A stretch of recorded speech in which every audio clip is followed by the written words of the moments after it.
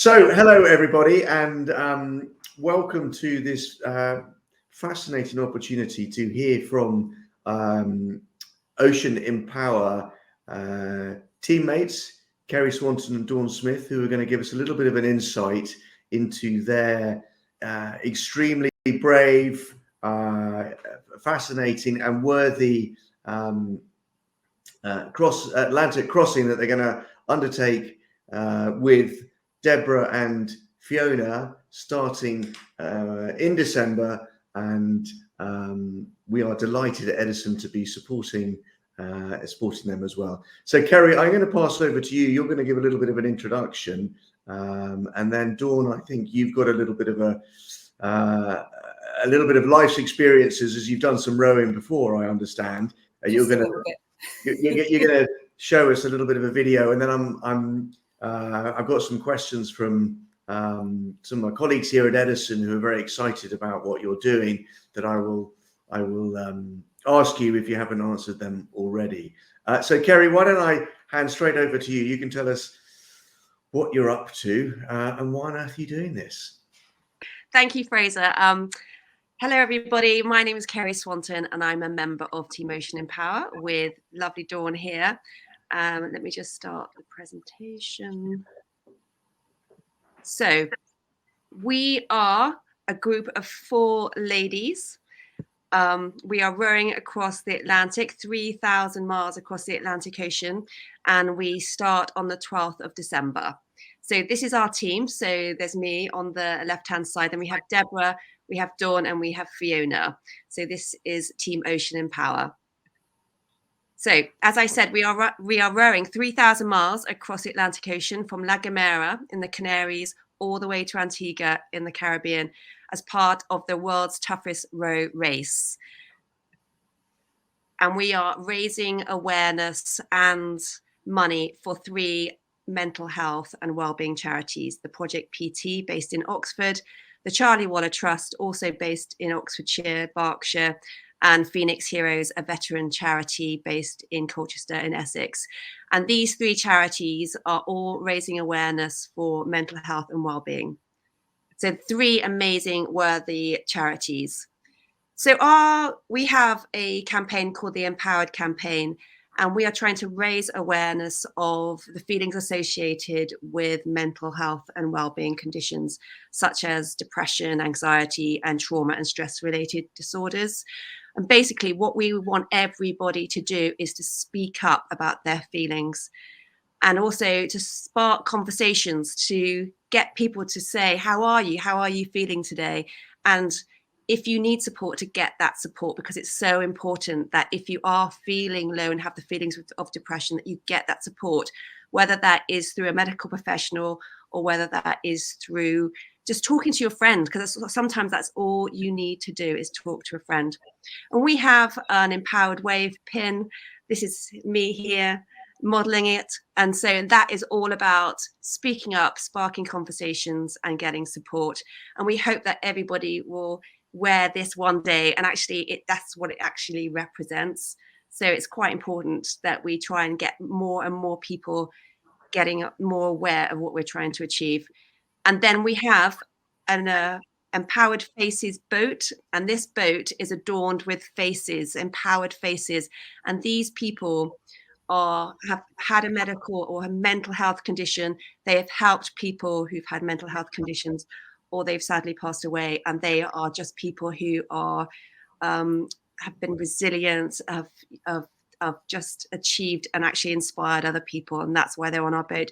And by sharing these stories, we are hoping that it will spark conversations and people will get that support that they need, and actually reduce the discrimination and stigma that still exists today. There are a few challenges you can do in the world which are world-class. I have a video that I would like to show. This is a real challenge. To show you exactly I think that I don't fully comprehend how tough it is. Mother Nature is so powerful. You can't fight it, you've just got to roll with it. We get to experience something that so few people in their whole life will ever get to experience. It's a challenge of a lifetime. We are about to row 3,000 nautical miles across the Atlantic Ocean from La Gomera, Spain to English Harbor, Antigua. We are leaving La Gomera for the next 40 days at sea. Really blowing, beautiful, and it's pretty hardcore.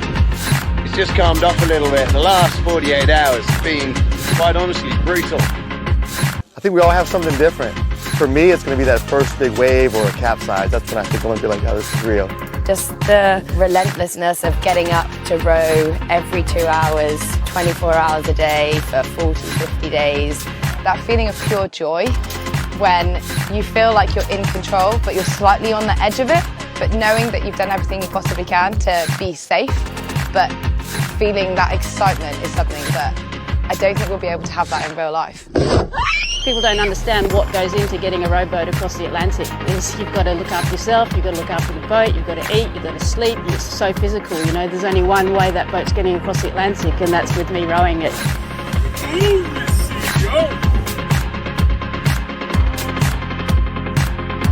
Waves are so high and so close to each other.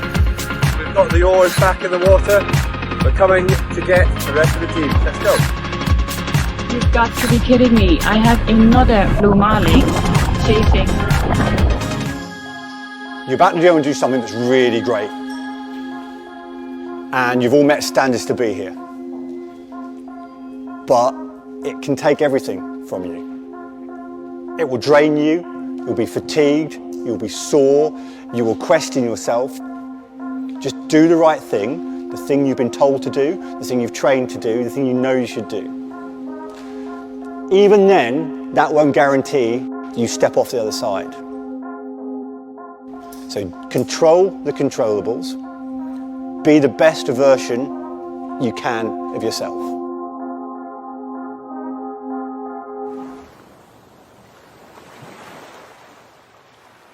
So that is what we're going to expect. And Dawn, our lovely skipper, has done this 4 times before. So this will be her 5th crossing, and she's going to tell us a bit more about it now. Over to you, Dawn. Hello, everyone. I'm Dawn, yes, and I'm going to be the skipper of Team Ocean Empower. Hope you enjoyed that video there. Really good footage. And I'm going to talk a little bit more about some of my experiences. So I'm a principal of the Sea School. So my main job for the last 2 years has been teaching maritime stuff, mainly to ocean rowers. So anyone that wants to row an ocean comes to me. Who'd have thought that would have been a job? I've been a commercial mariner for 20 years. I hold a British Empire medal. And as I say, I'm skipper of Team Ocean Empower. So a little bit about some of the rowing I've done and why I got chosen to be skipper. So in 2019, I did my first ocean crossing, and that took 51 days, 17 hours and 15 minutes. I was the seventh woman on the planet to have ever rowed that route solo and unsupported. So that wasn't part of any event. That was just me on my own in the Atlantic Ocean. And I'll tell you a bit more about that one shortly. Then I rowed as a pair. So the following year, I rowed as a pair from Berwick-upon-Tweed down to Scarborough, and that was a total of 162 nautical miles. Then I rowed the Atlantic again. I thought once is not enough, so I rowed the Atlantic again as a team of 12, and that took 42 days. I then didn't quite have enough of rowing, so I then down past Scotland, down to Berwick-upon-Tweed, and that was just over 200 nautical miles. And guess what? I didn't have enough of rowing, so I did around Scotland. So I rowed. It took 11 days, 357 nautical miles, and rowed the whole way around Scotland. So through the Caledonian Canal, over the top of Scotland, and back to the beginning. Then I rowed the Atlantic again. So this is number 3. And that was in January or December 22 into January 23. And that took 43 days. And again, that was a skipper. And then last year, so in 2023, I rowed the Pacific Ocean from California to Hawaii as a team of 3. So there's us 3 girls there. And we did that in 40 days, smashing the world record by a clear 20 days. So we're pretty proud of ourselves for that one. So in total, I have rowed, if everyone's happy, the world is round, it's not flat, there is an equator.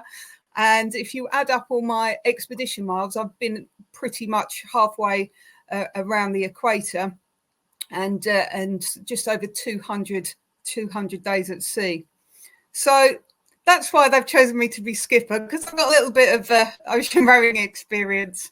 So how did I end up in an ocean rowing boat? So I actually did 26 years in Essex Police.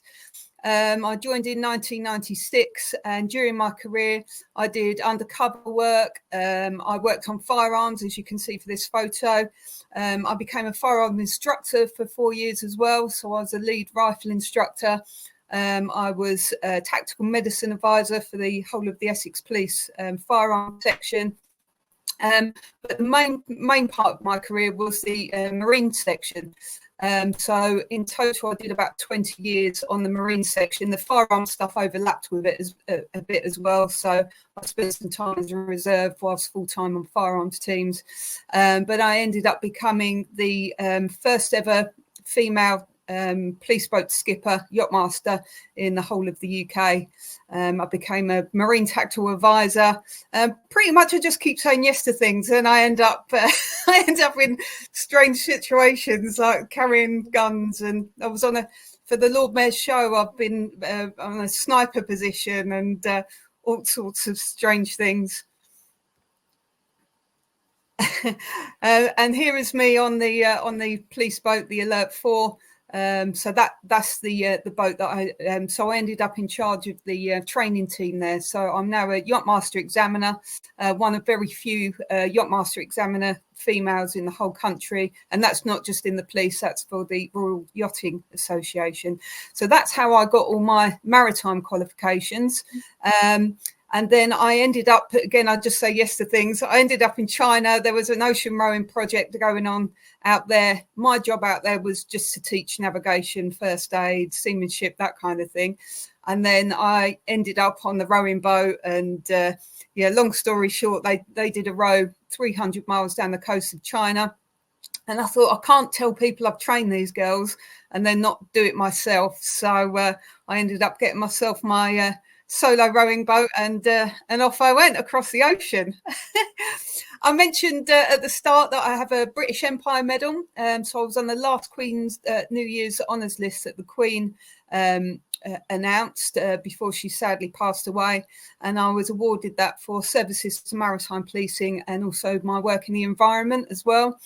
So my first row was all about conservation, and I raised about £20,000 for Marine Conservation Society. Now, as a result of having a British Empire medal, I then got invited to the King's coronation. So absolutely bonkers. There's only 2,000 people in the whole planet that got invited, and I was one of them. So I was sat next to Emma Thompson, the actress, and there was Lionel Richie walks past, and Andrew Lloyd Webber come and had a little chat, and I just chatted away as if I'd known him for years. But yeah, absolutely amazing. So there's me outside Westminster Abbey there, and as you can see, I met Richie Sunak, who's the Prime Minister at the time as well. He obliged with a quick selfie. And where did that dress come from? I don't normally, I'm normally dressed in boating gear. So I actually got invited on the Rain Kelly show. They said they phoned me up when they heard that I'd been invited to the coronation, said, "What are you going to wear?" I said, "I don't know." So they invited me onto their show for a makeover. So I ended up with a free dress, a free fascinator, a nice pair of shoes and a handbag. So a little bit more about my solo row, and just so you've got a better idea about what we're actually going to expect whilst we're out at sea.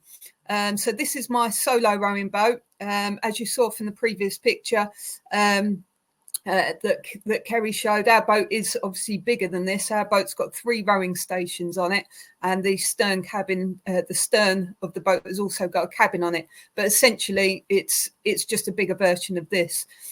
So there are 2 12-volt batteries on board, and that powers our electronics, which is essential for communications. So we've got VHF radio. We've got something called an AIS system, which is automatic identification system. So if there's a ship nearby that's on a collision course, that will alarm and let us know that there's a ship nearby. We've got solar panels at the front and the back of the boat, the bow and the stern, and that's how the batteries get charged. We have a water maker, so we don't carry all our water. It gets sucked into this. It's like a big pump, and it gets sucked into the pump and squeezes all the salt out of the water, so you end up with fresh water. So you're starting to get a picture now that this is not about getting in a boat and rowing. You have to be an engineer. If that water maker breaks, you need to know how to fix it. You need to be an electrician. You need to know where all the wires go and what. So if something breaks down, if all our electronics go, we will have no water. We'll have no communications. We still will be able to navigate because I'm a ocean master, so I can navigate by the stars. But that takes a hell of a lot of work. I'd rather turn the GPS on, to be quite honest with you. Now, a lot of people often, so this is a picture of me on day 4, and a lot of people ask, did I ever get lonely? And it's strange because you're in the middle of an ocean. There is not you look around the horizon's just over 3 nautical miles away, and then unless there's a ship just slightly further up, you literally can see nothing other than ocean. But strangely, I never felt lonely. I just felt part of being on that ocean, and just what a privilege to be out there in nature and just being part of it. And this, I'm not sure if this video will play. No, it's not a problem. I'll show you a picture of it. So this is quite a flat, calm day. As you saw from the previous video, we can have huge waves at the height of 2-story buildings. We've got risk of capsize. However, some days you can see how flat it is here. And then this particular day, the water maker was running. And so I was just stopping to collect the water, and I heard a tapping noise coming from the bottom of the boat. So I got my GoPro out and I put it on the stick, and I put the GoPro underneath the water, and oh, there's not a picture of it. I thought there was a picture of it. There was a turtle. What an amazing privilege. Is this going to go next slide? Aha. And you know, you go on these expeditions thinking, well, we're in the Atlantic, it's going to be boiling hot. I'm going to be playing Duran Duran and in my bikini. No, it can be cold and wet. If you've got waves coming over you, especially at night, there's then no sun to heat you up. It can be pretty miserable out there. You can see in this picture here, I'm wearing full foul weather gear, and you'll see from some Atlantic pictures later, literally woolly hats, the lot. And on this particular, so I tried, when I was rowing solo, I didn't have a shift pattern as such. I just made sure that the minimum amount of hours I rowed throughout the day was 12 hours. On this particular day, I rowed for 19 hours out of 24 because every time I stopped rowing, I had a headwind. So every time I stopped rowing, the boat went backwards, and I just couldn't bear to go backwards and just sit there and not do anything. So every time I thought, right, I'm going to stop for half an hour, and 5 minutes later I thought, no, I've got to get back on the oars. So I actually rowed for 19 hours out of the 24 on that particular day. And again, this is a completely flat day. So when there's no wind whatsoever, there's nothing the only thing that's moving the boat is you and the oars. And people often describe it like rowing through treacle. It's hard. It's so hard work. It's demoralizing because you're trying as hard as you possibly can, and the boat barely goes anywhere. You might make 20 miles in a day. But I decided, I don't care about that. I'm going to put my stereo on. And so I had a little speaker, I had my music on full blast and just sang at the top of my voice. And who cares if I was out of tune? I just, you know, you got to take these, you can look at all the negative bits in the day, or you can go, do you know what? I put myself in this situation. I'm going to pick the positive bits out and enjoy it. And that's exactly what I did. And here's the picture of the turtle. Here she is. Oh, we don't know, actually. That's the other thing I was thinking, you know. You don't... Is it a boy? Is it a girl? You know, has anyone ever seen it before? What an incredible experience. So you can just see the rudder of my boat there, and you can see all the little fish underneath the turtle just taking shelter from the sun. And this picture, that's obviously the moon. But the reason I took this picture is to remind me to tell you about the dolphin that I saw. So one night every day I wrote a blog, and so I was sitting writing my blog, and suddenly I heard, and I thought, what is that? It's pitch. Well, it was very dark apart from the light from the moon. And when I looked over the side of the boat, there were 3 dolphins just swimming with the boat, and as if, you know, they'd just come to have a play. And I tried to take a photo of them, but it just wouldn't come out. So I took a photo of the moon just to remind me of that moment, that magical moment. Other wildlife, flying fish. This is a tiny, weeny little flying fish, but some of them can literally be a foot long, and they fly. They come out of the water. Their wings come out, and then they. And now you saw in the video that Kerry played at the beginning some marlin, or some people call them swordfish, but these are actually marlin.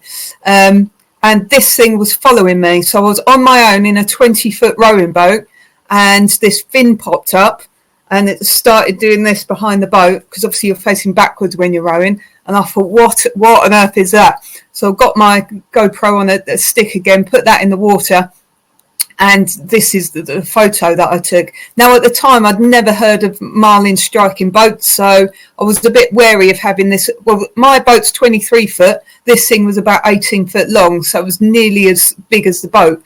And so I was quite nervous about it being there, but I'd never heard of them striking boats before. But as you saw in that video, the scream you heard in that video was as a marlin struck the girl's boat, and created quite a nice hole in it, which they fixed with a champagne bottle, which I found rather ingenious. And this is a picture of me. I'd just seen a shark go past. So this is actually a video of me singing Baby Shark. Baby Shark, do. I won't subject you to the entire song. But yeah, shark just going around and going about their own business. So my sea school is called Aurora Sea School. My original campaign was called Row Aurora, and this Aurora is Latin for dawn. So that's why I call my business and my campaign Aurora. And this photo has got no filters on it. It's literally is the colour of the sky. That's the colour you see with your eyes. It felt like you was wearing tinted glasses. Really strange feeling. And I talked about the AIS, where the alarm goes off if there's a ship on a collision course with you. Now, I heard this, my radio crackled into life, and a boat called up, and they said, we're just checking on you, because on the AIS, it's going in and out of signal, because every time you drop into the trough of a wave, the signal can't get through. When you're at the top of the wave, then they was picking up the signal. So to them, it looked like a boat that was going in and out of signals. So they asked if I was okay. And I said, yeah, I'm absolutely fine. I'm on my own in a rowing boat. They went, rolling boat? You're rolling? I said, no, I'm rowing. I'm not rolling. And so they said, we're going to have to come and have a look at this. So this is where I got these photos from. A passing yacht came around and took some photos. And they said to me, do you need anything? I said, I can't, because it's an unsupported row. You're not allowed to ask for extra food or water or anything like that. I said, but I can accept gifts. So they put some stuff in a bag for me, in a dry bag. It took 3 attempts, because you imagine the big waves, you can't go alongside, because the boats will just get smashed into each other. So they had to do a big circle around me. They dropped the bag in front of me, and then I rode down onto it and picked the bag up. So 3 attempts later, I managed to pick this bag up, and inside it was cheese. I was about to say onion. That's definitely not an onion. An orange. So I had fruit and cheese. And then I delved a bit deeper into the bag, and there was beer in there as well. So my friends were like, you're the only person I know who can find a pub in the middle of the Atlantic Ocean. So I drank, I had 1 beer that night, and then the second one, so this photo was taken on my final sunset. So I'm just at Barbados is just in the distance, and I cracked this beer just as the sun was setting on my final night on the Atlantic, just coming into Barbados. And this photo here, I don't know if you can quite make it out, but it says week 5 on it. And a friend of mine's daughter, she was only 8 years old at the time, and she wrote me a letter to open every week. So I had 7. I don't know how she knew how long it was going to take me, but she did me 7 letters. So every Saturday I had a letter to open. And that's one of the things I learned from this. You know, if you look at rowing across an ocean or any big thing you've got going on in your life, if you look at the whole thing as just one big problem, it can be quite overwhelming and difficult to deal with.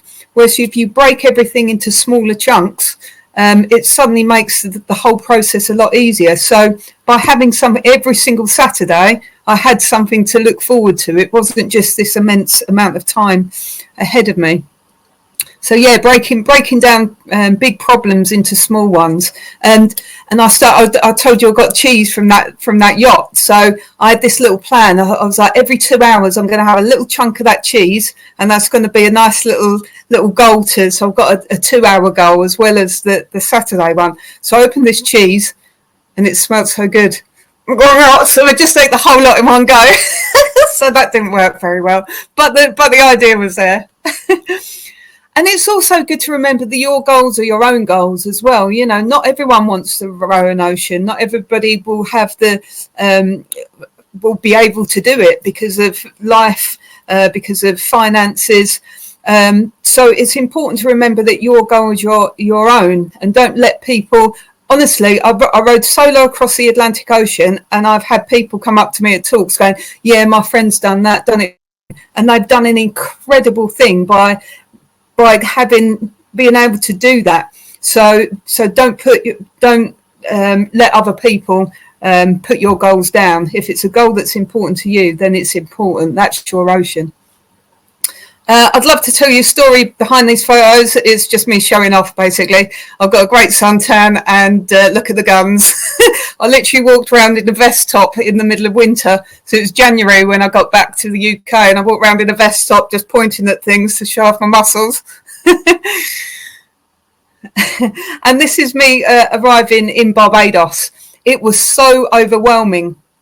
I've spent all this time on my own in this little rowing boat. I've made 2 satellite phone calls the whole time, and that was to the guy that was doing my weather, Charlie. That's the only phone calls I made. And then suddenly I've got people talking, and there was noises, and I thought they were crickets. It turns out they're actually frogs, like a cricket noise.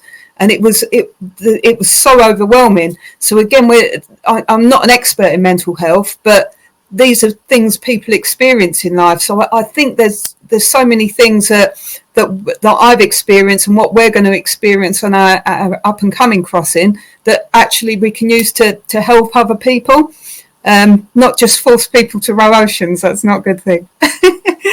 And look at you can see how big my eyes are. I was just absolutely overwhelmed. I've suddenly got film crews in my face. It was a really overwhelming experience.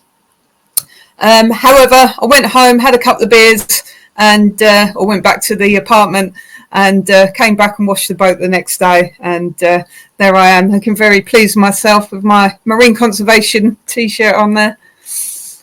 And then just a few photos from the Pacific. So here's the girls, Sophie and Kay in the middle there, and obviously me.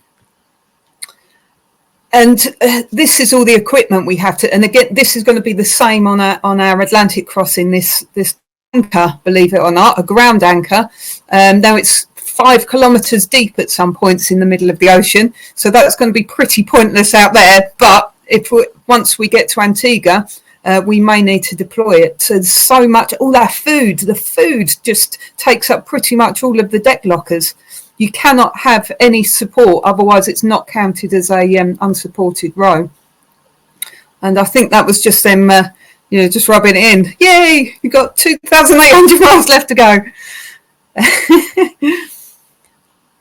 So I talked about the AIS system and shipping. So you can see there's a big ship on the horizon there.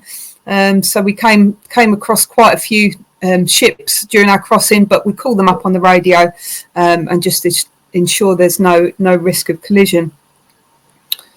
just some dreary old. It was my birthday while we was out there, so we celebrate. We stopped rowing for about 10 minutes.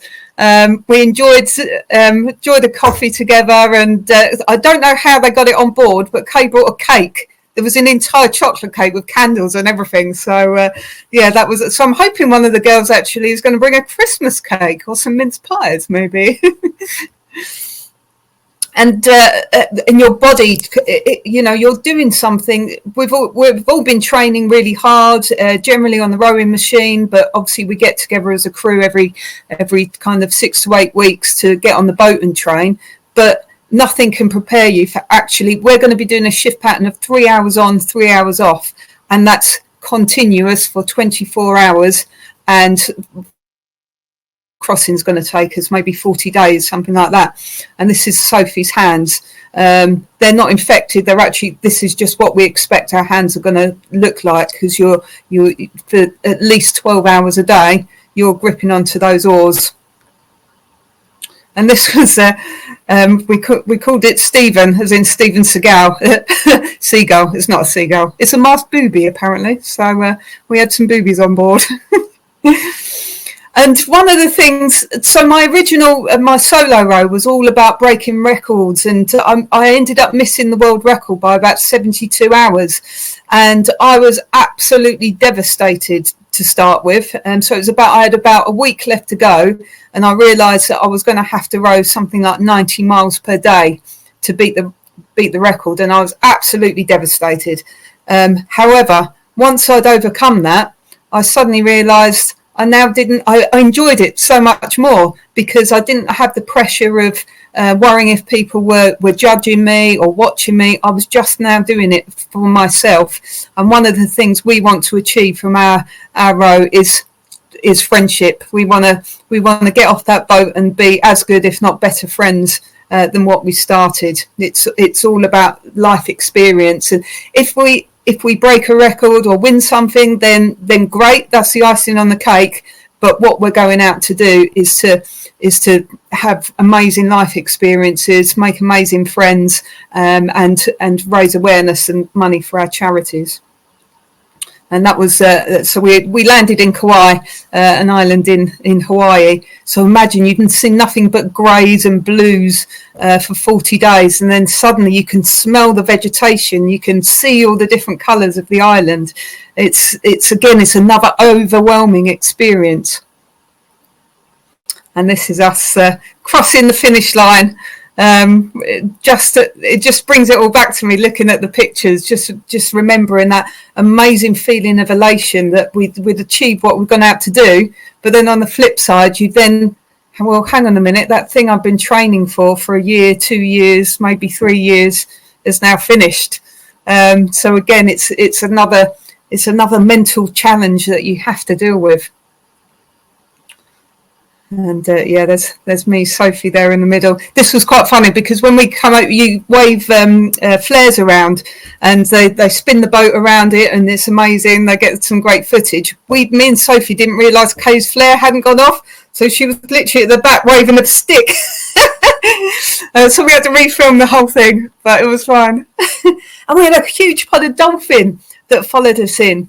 As I say, I've seen dolphin on the Atlantic. As we left Monterey, there was a huge pod of whale literally breaching meters away from us. It's such a privilege to be in the environment. And as I say, we broke the world record. Yeah, so we did that we did it in 40 days and broke the record by 20. I just love this. So this is Stuart, my other half. So obviously we're really pleased to see our friends and family. So this is part of World's Toughest Row as well, the Pacific race that I did. So we'll get similar treatment when we arrive in Antigua. There's crowds, and it's amazing. You tend to get before and after photos, so you can hopefully work out which is the before and which is the after. But yeah, hello, my name's Dawn. It's very nice to meet you. And then the after one, I look like a crazed animal.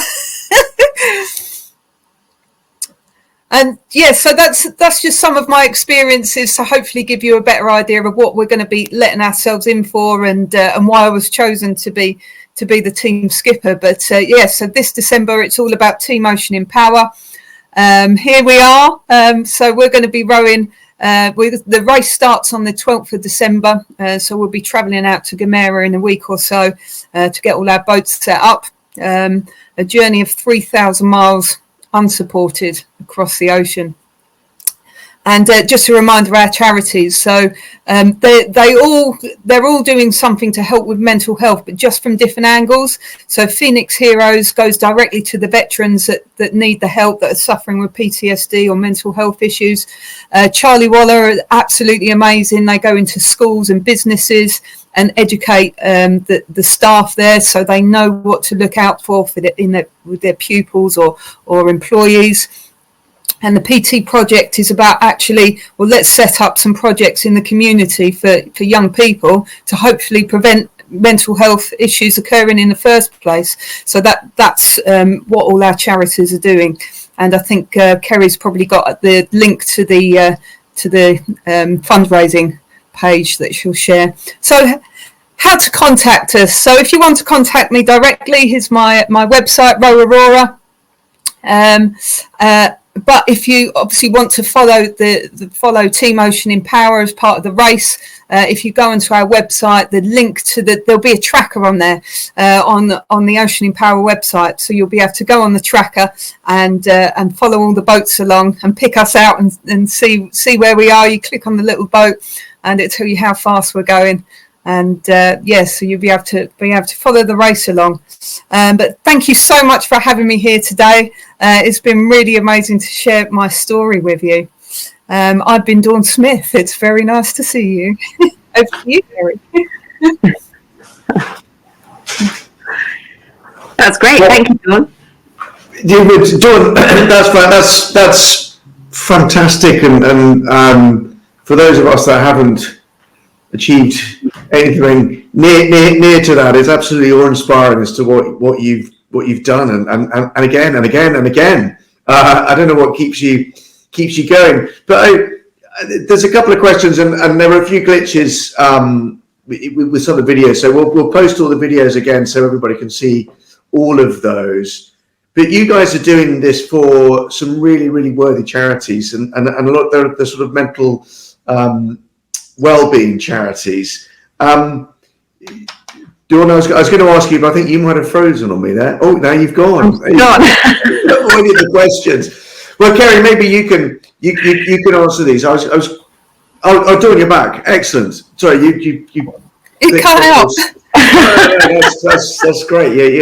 You're always coming back for more. Can I ask? You're remarkably upbeat on all of this and what you're achieving. How important is it to get your mind in the right place before you undertake something like this?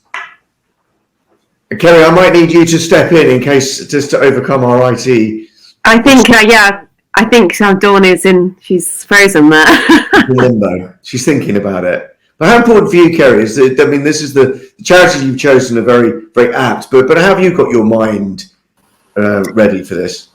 Well, basically, as Dawn will probably just say after me, actually, this is probably more of a mental challenge, and actually Dawn alludes to that throughout her presentation, is that it's more of a mental challenge. Normally every day we're doing monotony of it, is rowing 3 hours on, 3 hours off, and even those 3 hours off will be sleep. We have to sleep, we have to eat, we have to drink, we have to make sure the boat is clean, we have to do, make sure that we're going in the right direction. Everything is within that 3 hours off. So basically it's going to be a huge mental challenge, and for me, just getting my mind in the right place going into this, and actually just making sure my training is up to date, everything is organized, that that we are all getting on, because we're 4 ladies, quite strong ladies, I'd say, and we've been getting together and making sure that we all have the same goal, that we all actually want to reach Antigua in one piece,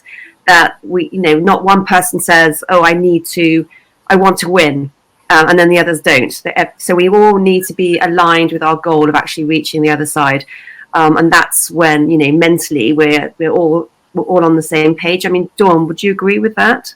Absolutely, yeah. At the end of the Pacific row, we was chatting to some of the other teams on the beach, and people have been crying and wanted to get rescued. I was really like, we didn't understand and it was because mentally we was all on exactly the same page, and we